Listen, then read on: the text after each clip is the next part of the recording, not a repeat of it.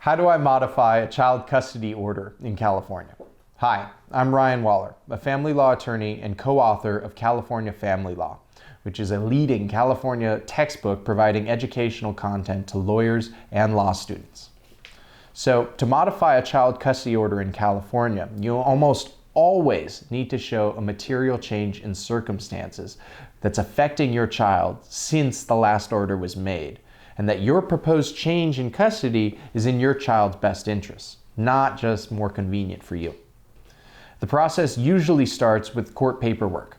Typically, this is a request for orders, or RFO. And in that request, you're asking the court to change legal custody, physical custody, parenting time, or both. And you attach with that request a detailed declaration describing why a different arrangement is necessary and why it is in your child's best interests. In many counties, you'll also be required to attend mediation or meet with a child custody evaluator before a judge will make new orders. And courts look closely at why you're asking for a modification when you do ask. Common examples include significant school or schedule changes, ongoing problems with compliance, or maybe there's new safety or health concerns associated with the current custodial plan, or just your child's needs evolve as they get older and there needs to be a change because of that. Usually temporary disruptions or minor disagreements are not enough for a change in custody orders.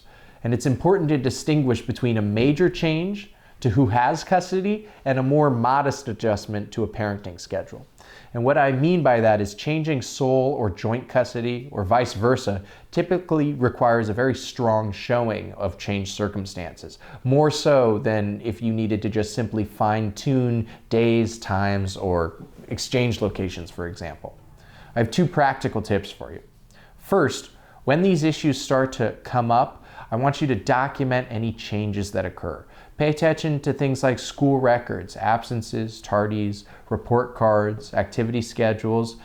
If there's any medical or counseling information that indicates that a change needs to occur, and keeping a clear parenting time log, tracking issues, drop-offs, exchanges can be very helpful as well.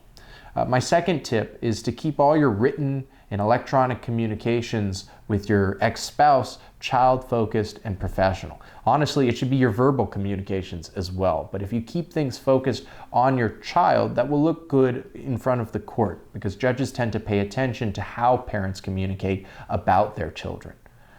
Custody modifications, obviously, they can be complex, especially when there are serious concerns or high conflict between the parties. So if you're considering asking the court to change custody, or you're responding to a request to modify custody, careful preparation and a clear understanding of California's legal standards are essential before moving forward.